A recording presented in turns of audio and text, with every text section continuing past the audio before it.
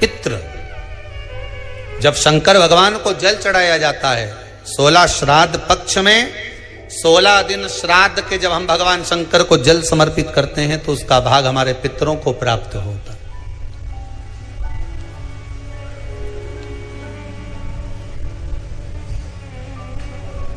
केवल 16 श्राद्ध के दिन ही ऐसे होते हैं जिसमें शंकर भगवान को जल में दूध मिलाकर चढ़ाने की जगह दूध भले 1 चम्मच चढ़ा रहे हो पर अलग से चढ़ाओ, कच्चा दूध अलग से चढ़ाओ, उसके बाद भले तुम जल चढ़ा दो, पर लोटे में जल में दूध मिलाकर 16 दिन श्राद्ध पक्ष में नहीं ले जाना। भले 1 चम्मच दूध लेकर जाओ, 1 कटोरी दूध लेकर जाओ, पर कच्चा दूध अलग से लेकर जाओ, शंकर भगवान को अलग से चढ़ाओ, क्योंकि 16 दिन श्राद्ध पक्ष के जब भगवान शंकर को दूध और जल चढ़ाया जाता है वो हमारे पितरों के खाते में चला जाता है, हमारे पितरों को उसका भाग मिलता है। इसलिए शंकर भगवान को कच्चा दूध भी चढ़ाओ तो पानी में मिलाकर नहीं, एक अलग से 1 चम्मच ले जाओ, भले फिर शिव जी को चढ़ा दो, भले एक छोटा सा कटोरी में ले गए चढ़ा दिया, जल ले गए चढ़ा दिया, वो हमारे पूर्वजों को प्राप्त।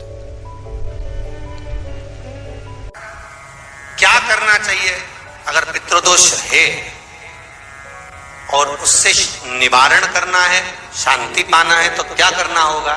उसका एक ही तरीका महाराज, अमावस्या के 1 दिन पहले 14 के दिन पीपल के 7 पत्ते लीजिए और 7 पत्ते पर शंकर का नाम ओम नमः शिवाय लाल चंदन से लिख दीजिए। 7 पत्ते पर लिखकर उसको मौली, जैसे हमने भी बंदरबान बनते ना, ऐसे मौली की बंदरबान बांध लीजिए, घर के मुख्य दरवाजे पर लगा दीजिए। कौन से दिन?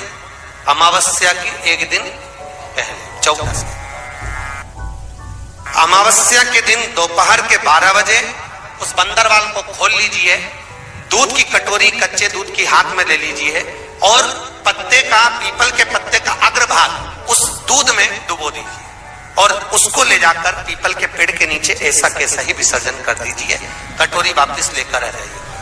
मात्र 2 अमावस्या करोगे, आपके घर का पितृदोष समाप्त होगा, लक्ष्मी बढ़ेगी, घर से रोग समाप्त होगा और घर में प्रेम बढ़ेगा। पितृदोष को समाप्त करने का इससे सुंदर कोई तरीका ही शिव कर सकते, शंकर के सिवा। कई लोग कहते हैं कि श्राद्ध पक्ष आ गया, ये कर लेना चाहिए तो प्रेत योनि से मुक्ति हो जाएगी, पितरों की शांति के लिए ये कर लेना चाहिए तो पितृ मुक्त हो जाएंगे। पहले तो एक बात अच्छे से समझ लो, पितृ मुक्त नहीं होते, उनकी शांति होती। क्या होती है? जम के बोलो जरा। उनकी शांति होती है। जब आप किसी तीर्थ में स्नान कर रहे हो, जब आप किसी तीर्थ में हो, स्नान कर रहे हो, पुण्य कर रहे हो, सत्कर्म कर रहे हो, भजन कर रहे हो, कीर्तन कर रहे हो, मंत्र जाप कर रहे हो, तो उसका एक अंश, एक भाग हमारे पूर्वजों के खाते में, हमारे पितरों के खाते में जाता है, उनके खाते में पहुंचता है, ये निश्चित है। आपने किसी ब्राह्मण को भोजन कराया, भले अपने पितरों के निमित्त नहीं जिमाया, कोई ब्राह्मण को 1 गिलास पानी पिलाया, भले अपने पितरों के निमित्त नहीं पिलाया, पर आपका एक अंश उसके खाते में चला जाएगा। उससे क्या होगा? पितरों की शांति। और समझ लो, गया जी में पिंडदान कर देने से क्या पितृ मुक्त हो जाते हैं? बद्रीनाथ जाकर कपाल क्रिया करने से क्या पितृ मुक्त हो जाते हैं?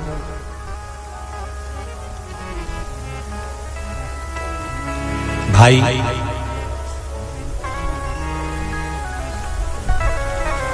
गया जी जाना तो वहां के पंडा जी से पूछना, हम यहाँ पिंडदान कर देंगे तो क्या वो मुक्त हो गए?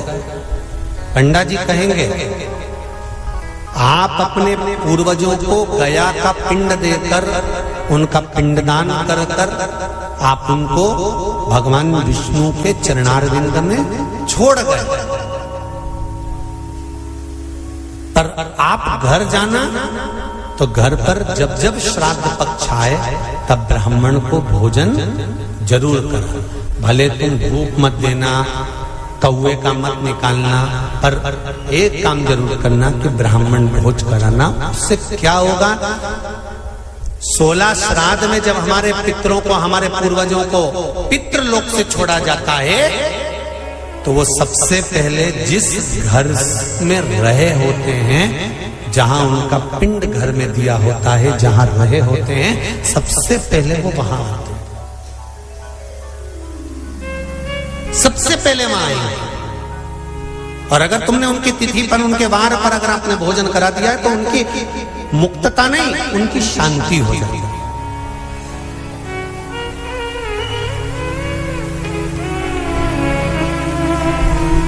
पितरों की मुक्ति कैसे है? उनकी मुक्तता कैसे? प्रेत योनि की मुक्तता कैसे?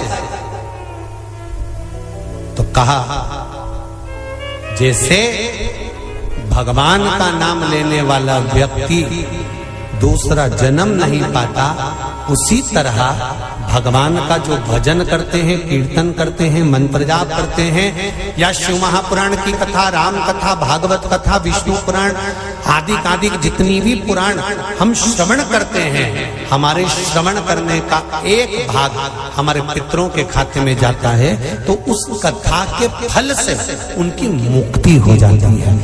उनकी कथा के फल से मुक्तता। प्रेत योनि से मुक्त हो गया धुंधकारी, बिंदुक प्रेत योनि से मुक्त हो गया। काय से हुआ? शंकर का स्मरण, शिव महापुराण की कथा का रसतत्व ग्रहण करना, राम कथा, भागवत कथा का मात्र स्मरण करना, उससे मुक्त। क्यों दी जाता कौवा को भोजन? श्राद्ध पक्ष में कौवे को भोजन क्यों दिया जाता है? क्यों छत पर ले जाकर रोटी का टुकड़ा डालते हैं? काशी, कांची, अवंतिका, अयोध्या आदि जितने पावन क्षेत्र हैं, जगन्नाथ, द्वारका, रामेश्वरम, बद्री नारायण, जितने जितने पुण्यशाली क्षेत्र हैं, मथुरा आदि जितने, वृंदावन आदि जितने पुण्य क्षेत्र हैं, शिव महापुराण की कथा में, स्कंद पुराण में लिखा है कि जितने पुण्यशाली क्षेत्र हैं, सारे पुण्यशाली क्षेत्र, चाहे चित्रकूट हो, अयोध्या हो, काशी हो, उज्जैनी हो, त्र्यंबकेश्वर हो, जितने पुण्यशाली क्षेत्र हैं, सारे पुण्यशाली क्षेत्र में पिंडदान होता है। बोलो मालूम है कि नहीं आपको? मालूम? सब दूर तर्पण होता है, सभी जगह पिंड होता है, सभी जगह तर्पण होगा, पिंड होगा। तो श्राद्ध पक्ष में तुम इतनी सारी जगह जाकर तर्पण कर सकते हो क्या? जम के बोलिए, नहीं कर सकते। इतनी सारी जगह जाकर पुण्य कर सकते हो क्या? नहीं कर सकते। इतनी सारी जगह जाकर तुम ब्राह्मण को भोजन करा सकते हो क्या? नहीं। इतनी सारी जगह जाकर ना पिंड दे सकते, ना तर्पण कर सकते, ना पुण्य कर सकते। अब ये 16 दिन में इतने तीर्थ कितने हजारों में तीर्थ, इतने तीर्थ में जाकर कहां पुण्य करोगे, कहां पिंड दोगे? तो उसका एक निर्णय निकाल दिया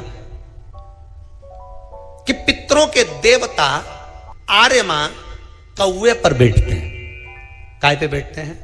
कौवे पर। तो एक काम करो, जब हम पितरों के देवता आर्यमा कौवे पर बैठकर पितृलोक से 16 दिन जब भ्रमण के लिए निकलते हैं, तो घूमते हैं, तो क्यों ना एक काम करें कि कौवे के लिए भोजन छत पे डाल दें।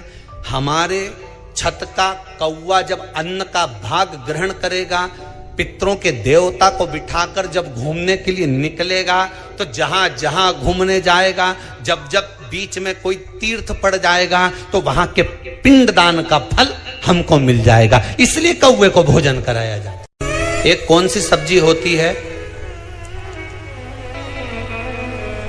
जो पितृपक्ष में ब्राह्मण को भोजन कराते समय नहीं बनाई जाती?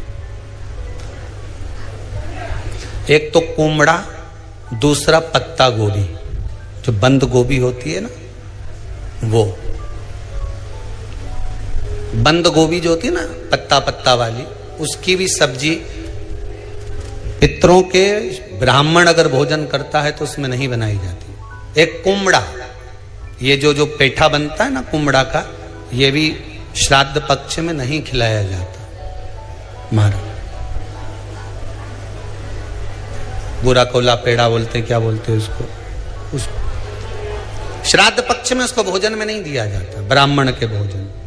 महाराज ब्राह्मण के भोजन में श्राद्ध पक्ष में सबसे ज्यादा जरूरी है दूध की खीर, दूसरा तुरई या गिलकी का भोजन, या तो सब्जी बनाओ या भजिया बनाओ, कुछ भी बनाओ। तीसरा मांस की दाल का भोजन, उड़द की दाल का भोजन। उड़द की दाल का या तो दही बड़ा बना लो, इमरती बना लो, या फिर बड़ा बना लो, या पकोड़ा बना लो, पर उसका भोजन होना जरूरी है।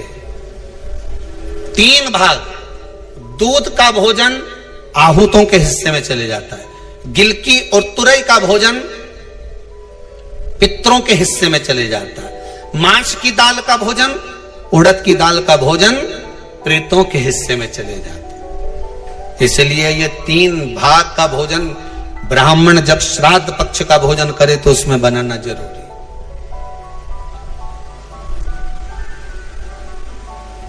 बहुत जरूरी।